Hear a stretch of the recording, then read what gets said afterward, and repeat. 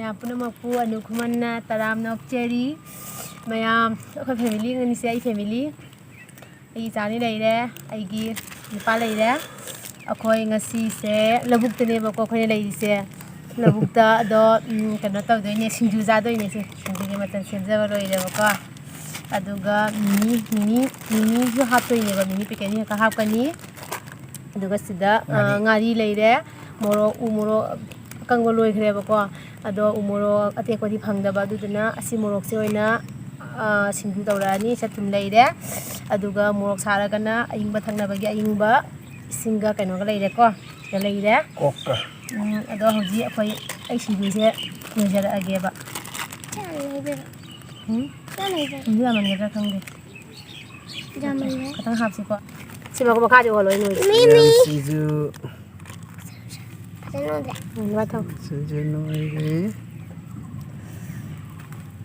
ꯑꯩꯁꯦ ꯃꯤ ꯑꯃ ꯁꯥꯒꯦ ꯇꯧꯕꯅꯤꯀꯣ ꯑꯩꯈꯣꯏꯁꯦ ꯄꯤꯛꯅꯤꯛ ꯀꯩꯅꯣ ꯇꯧꯕꯒ ꯃꯥꯜꯂꯦ ꯄꯤꯛꯅꯤꯛꯀ ꯆꯥꯕ ꯆꯠꯄꯒ ꯃꯥꯜꯂꯦ ꯍꯩꯔꯒꯦ ꯑꯃꯨꯛ ꯍꯥꯡꯗꯣꯛꯀꯦꯀꯣ ꯍꯥꯎꯅꯤ ꯑꯩ ꯌꯥꯡꯈ꯭ꯔꯦ ꯀꯣꯕꯤꯒ ꯀꯣꯝꯄ꯭ꯔꯦꯛꯀ ꯉꯁꯤꯒꯤ ꯚꯤꯗꯤꯑꯣꯁꯤꯗꯤ ꯌꯥꯝ ꯀꯥ ꯍꯦꯟꯅ ꯅꯨꯡꯉꯥꯏꯗꯧꯗꯤ ꯃꯥꯟꯗꯦ ꯑꯗꯣ ꯑꯗꯨ ꯑꯣꯏꯇꯥꯔꯒꯁꯨ ꯃꯔꯛ ꯃꯔꯛꯇ ꯁꯨꯝ ꯅꯨꯡꯉꯥꯏꯕ ꯍꯥꯞꯀꯠꯆꯔꯛꯀꯦ ꯑꯗꯣ ꯌꯥꯔꯒꯗꯤ ꯆꯦꯅꯦꯜꯁꯤꯕꯨ ꯂꯥꯏꯛ ꯁꯕꯁꯀ꯭ꯔꯥꯏꯕ ꯁꯤꯌꯔ ꯇꯧꯕꯤꯌꯨ ꯅꯨꯡꯁꯤꯕꯤꯌꯨ ꯑꯗꯨꯒ ꯀꯃꯦꯟꯠꯁꯇ ꯑꯩꯈꯣꯏꯒꯤ ꯀꯪꯂꯩꯄꯥꯛ ꯏꯝꯐꯥꯜ ꯂꯣꯝꯗꯒꯤ ꯃꯥꯜꯂꯤ ꯑꯩꯈꯣꯏꯒꯤ ꯅꯨꯡꯁꯤꯔꯕ ꯏꯆꯦ ꯈꯔꯅ ꯀꯃꯦꯟ ꯇꯧꯕꯤꯔꯛꯏ ꯃꯣꯏ ꯁꯕꯁꯀ꯭ꯔꯥꯏꯕ ꯇꯧꯕꯤꯔꯛꯏ ꯑꯗꯨꯒ ꯑꯩꯈꯣꯏꯒꯤ ꯆꯦꯅꯦꯜꯕꯨ ꯁꯞꯄꯣꯔꯠ ꯌꯥꯝ ꯇꯧꯕꯤꯔꯛꯏ ꯊꯥꯒꯠꯆꯔꯤ ꯑꯗꯣ ꯃꯤꯡꯒ ꯂꯩꯐꯝ ꯑꯃꯗꯤ ꯅꯣꯡꯃ ꯍꯥꯏꯗꯤ ꯀꯃꯦꯟꯠꯁ ꯌꯥꯝꯃꯀꯥꯟꯗ ꯄꯥꯊꯣꯛꯆꯔꯛꯀꯦ 1K ꯌꯧꯔꯀꯥꯟꯗ ꯀꯃꯦꯟꯠ ꯄꯥꯊꯣꯔꯛꯀꯅꯤꯀꯣ ꯃꯤꯒꯤꯒꯤ ꯃꯁꯂꯥꯗꯤ ꯍꯥꯞꯄꯣꯏꯁꯤꯀꯣ ꯑꯩ ꯇꯜꯂꯦ ꯍꯥꯞꯄꯣꯏ ꯍꯥꯎꯗꯣꯏꯅꯤꯁꯦ ꯍꯥꯎꯒꯗ꯭ꯔꯣꯗꯣ ꯑꯩ ꯍꯥꯞꯄꯅꯣ ꯍꯥꯏꯗꯤ ꯆꯥꯊꯣꯛꯒꯦ ꯃꯁꯂꯥ ꯌꯥꯝ ꯆꯥꯅꯨ ꯐꯠꯇꯦ ꯁꯤꯡꯖꯨ ꯈꯨꯂꯤꯛꯁꯤꯒ ꯑꯩꯗꯤ ꯁꯤꯡꯖꯨꯁꯦ ꯀꯥ ꯃꯌꯥꯝ ꯁꯤꯡꯖꯨ ꯅꯣꯏꯕ ꯂꯣꯏꯖꯔꯦ ꯑꯗꯣ ꯍꯧꯖꯤꯛ ꯆꯥꯕ ꯍꯧꯔꯅꯤ ꯅꯪ ꯁꯤꯡꯖꯨꯁꯦ ꯃꯆꯜ ꯀꯩꯀꯩ ꯀꯣꯝꯄ꯭ꯔꯦꯛ ꯇꯣꯅꯤꯡꯈꯣꯛ ꯑꯗꯩꯗꯤ ꯀꯣꯕꯤ ꯑꯗꯒꯤ ꯉꯥꯔꯤ ꯃꯣꯔꯣꯛ ꯊꯨꯝ ꯃꯤꯃꯤ ꯑꯗꯨꯒꯅꯦ ꯌꯥꯝ ꯍꯥꯎꯕ ꯌꯦꯡꯒꯦ ꯌꯥꯝ ꯃꯣꯛꯐꯥ ꯃꯣꯛꯇꯤ ꯈꯔ ꯁꯥꯔꯦ ꯃꯣꯛꯐꯥ ꯁꯤꯡꯖꯨꯗꯗꯤ ꯃꯣꯔꯣꯛ ꯈꯔ ꯁꯥꯔꯗꯤ ꯍꯥꯎꯇꯦ ꯑꯩꯈꯣꯏꯒꯤ ꯊꯝꯕꯧ ꯃꯤꯛꯁ ꯇꯧꯔꯦ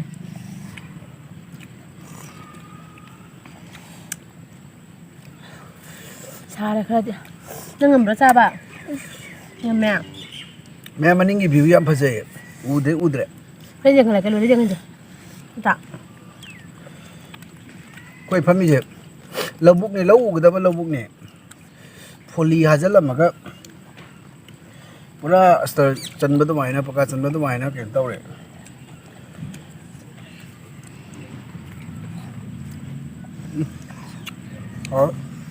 ꯍꯪꯗ꯭ꯔꯥ ꯍꯥꯎ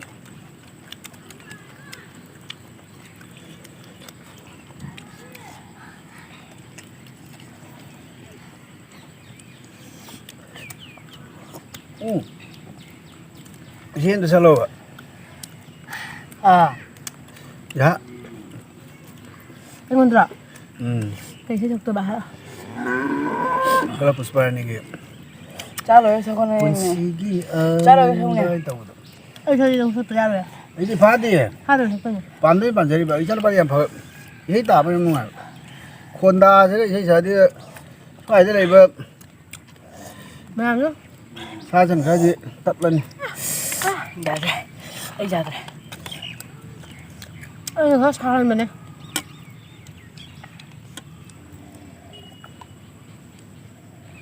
ꯀꯣꯛꯇꯩꯗꯤ ꯁꯤꯅ ꯅꯤꯡꯉꯤ ꯃꯌꯥꯝ ꯑꯩꯈꯣꯏ ꯁꯤꯡꯖꯨ ꯆꯥꯕ ꯂꯣꯏꯔꯦꯕꯀꯣ ꯆꯥꯕꯅ ꯂꯣꯏꯔꯦ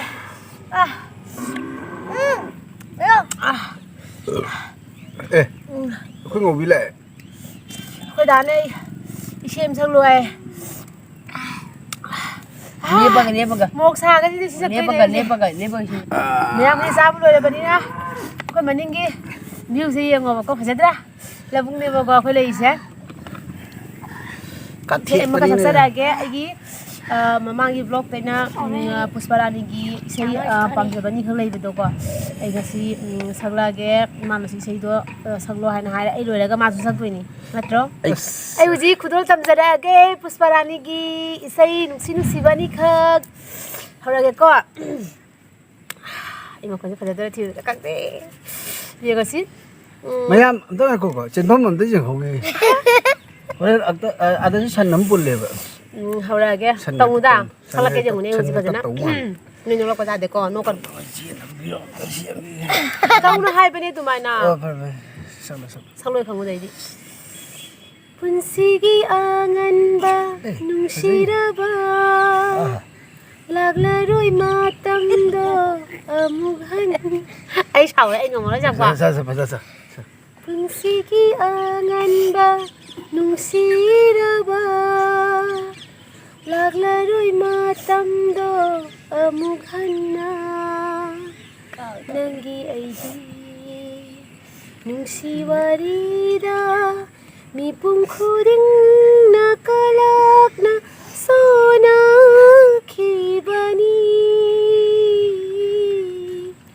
ꯅꯪꯒꯤ ꯑꯩ ꯅꯨꯡꯁꯤ ꯋꯥꯔꯤꯗ ꯃꯤꯄꯨꯝ ꯈꯨꯗꯤꯡꯅ ꯀꯂꯛꯅ ꯁꯣꯟꯅꯈꯤꯕꯅꯤ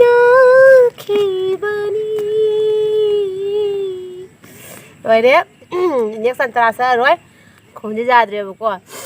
ꯑꯗꯒꯤ ꯃꯊꯪꯒꯤꯗꯨꯅ ꯍꯩꯔꯝꯃꯦ ꯈꯔꯗꯤ ꯁꯨꯝ ꯇꯥꯕ ꯌꯥꯏ ꯃꯥꯏꯁꯦ ꯃꯊꯪꯒꯤꯗꯨꯃ ꯁꯛꯂꯛꯑꯒꯦꯕꯀꯣ ꯃꯊꯪꯒꯤꯗꯨꯅ ꯀꯔꯤ ꯑꯁꯤꯁꯦ ꯁꯨ ꯆꯤꯡꯕ ꯌꯥꯝꯅ ꯍꯥꯏꯗꯤ ꯆꯤꯡꯕꯒꯤ ꯃꯊꯧ ꯇꯥꯏꯌꯦꯕꯀꯣ ꯁ꯭ꯀꯦꯜꯁꯦ ꯇꯞꯅꯗꯒꯤ ꯋꯥꯡꯈꯠꯂꯛꯇꯣꯏꯅꯦꯕ ꯑꯗꯣ ꯑꯩꯈꯣꯏꯗꯤ ꯍꯧꯖꯤꯛ ꯈꯣꯟꯁꯦ ꯈꯔ ꯌꯥꯔꯛꯇ꯭ꯔꯦ ꯂꯩꯁꯥꯔꯤꯉꯩꯗꯗꯤ ꯑꯗꯨꯝ ꯈꯔ ꯌꯥꯔꯝꯃꯤ ꯍꯧꯖꯤꯛꯇꯤ ꯈꯣꯟ ꯌꯥꯔꯛꯇ꯭ꯔꯦꯕꯀꯣ ꯀꯔꯝꯅ ꯅꯪꯕꯨ ꯀꯥꯎꯔꯣ ꯍꯥꯏꯕꯅꯣ ꯀꯥꯎꯕ ꯍꯩꯇ꯭ꯔꯕ ꯊꯃꯣꯏꯁꯤꯅ ꯑꯩꯗꯤ ꯍꯥꯏꯈꯤꯗꯦꯀꯣ ꯅꯉꯣꯟꯗ ꯀꯔꯝꯅ ꯅꯪꯕꯨ ꯌꯦꯡꯗꯅꯨ ꯍꯥꯏꯕꯅꯣ ꯑꯗꯨꯁꯨ ꯍꯥꯏꯈꯤꯗꯦ ꯀꯔꯝꯅ ꯅꯪꯕꯨ ꯌꯦꯡꯗꯅꯨ ꯍꯥꯏꯕꯅꯣ ꯑꯩꯗꯤ ꯍꯥꯏꯖꯈꯤꯗꯦꯀꯣ ꯃꯌꯥꯝ ꯌꯦꯡꯖꯔꯒ ꯄꯦꯟꯖꯕ 이미시나 kaya tumana 하이그러면 이미시나 ꯑꯩ ꯁꯨꯔꯗꯣ ꯍꯥꯏꯗꯤ ꯆꯤꯡꯕ ꯈꯤꯇꯪ ꯐꯖꯗ꯭ꯔꯦꯕꯀꯣ ꯗꯣ ꯑꯩꯒꯤ ꯄꯥꯝꯖꯕ ꯏꯁꯩ ꯑꯅꯤꯅꯦꯕ ꯅꯪꯒꯤ ꯑꯔꯤꯖꯤꯠꯀꯤ ꯏꯁꯩꯒ ꯁꯛꯂꯛꯑꯣ ꯃꯥꯒꯤ ꯑꯔꯤꯖꯤꯠꯀꯤ ꯏꯁꯩꯁꯦ ꯑꯩꯅ ꯁꯛꯂꯛꯀꯦꯀꯣ ꯑꯩꯅ ꯑꯔꯤꯖꯤꯠꯀꯤ ꯏꯁꯩ ꯑꯄꯥꯝꯕ ꯑꯃ ꯈꯔ ꯂꯩꯌꯦꯕꯀꯣ ꯑꯗꯨꯗꯤ ꯈꯣꯟꯖꯦ ꯌꯥꯗꯦꯕ ꯁꯛꯂꯛꯑꯒꯦꯀꯣ ꯃꯌꯥꯝ ꯃꯥꯒꯤ ꯇꯔꯞꯇꯒꯤ ꯑꯩꯅ ꯁꯛꯇꯣꯏꯅꯦ ꯃꯥꯅ ꯁꯛꯀꯗꯕ ꯑꯩꯅ ꯁꯛꯇꯣꯏꯅꯦꯕꯀꯣ हवाओं में बहेगी घटाओं में रहेगी तू बरखा मेरी मैं तेरा काजल पिया दीवानी में तेरी तू मेरा पागल पिया चैंपियन ओइरखरबनी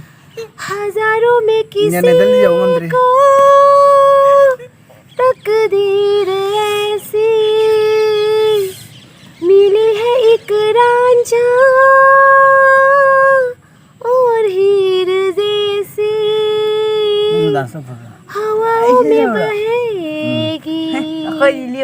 घटाओं में रहेगी तू बरखा मेरी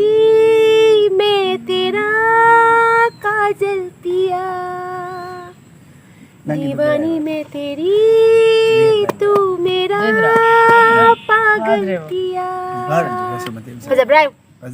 मैं खुबा खुशी मवन जाओ तो हुई मने हाइना मनिंग दला ए निहा करके तुम सकतोरा ai chani pang asi sei maka sala ge bako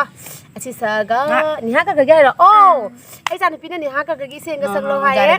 ge niha ka ge nga sakya dole sala ge bon nang so niha ka gi sei se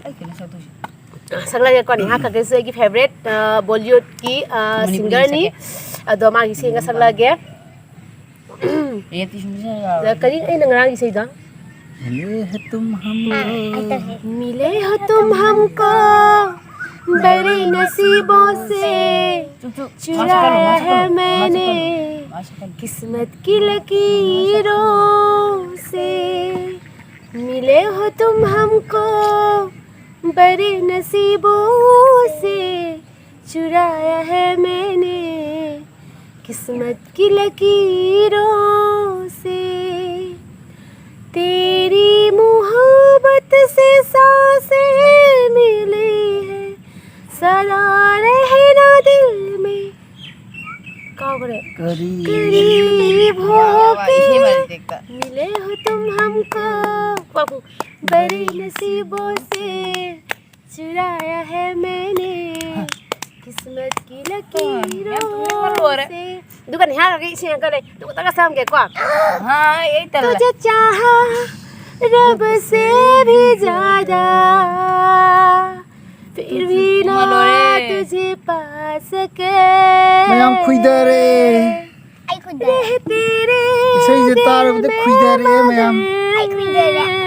सिंजू पत्थर ए कहीं तक ना जा सके वेरी गुड जुड़ के भी टूटे रहे इसके दौर में किसको सुनाए जाके टूटे दिल का शोर वे माही वे होय अरे सनम तक नमो मन सिंग रे दे मंगदा नसीबा काव खरे ऐसे ही का लॉय ना होय मी बल मी कहीं ना है बा मी नहीं सही सागा तुम्हारा साइड तक वहां को तो ऐसे से तो काव लॉय है बा मी मल भी उरे तेरे काव चक्कर लॉय है काम साथ में एक जागे अरे चलो चलो मुझे हाँ आई नंदी लाखिनी नंदी चतखिनी मेगी ओय ख्रानी करम नहीं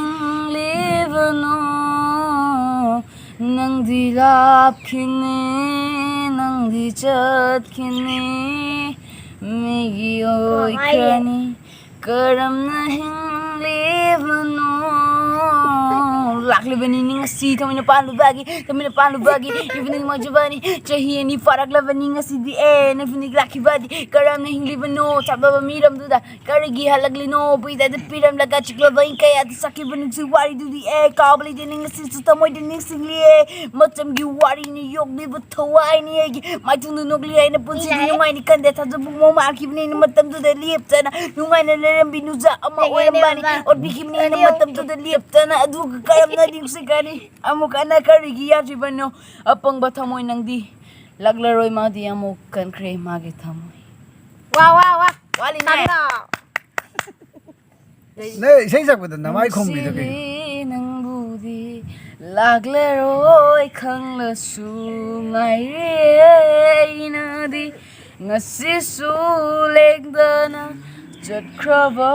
tung sida na ning singli nang di kap tu na le lage itan tang asidi re मथंग वीडियो से हम सांगने बको अदो मथंग दा हाका चरके मागी सेरिंग थीगे दो सेरिंग थी बदो ngasi दा यारोय बा मथंग दा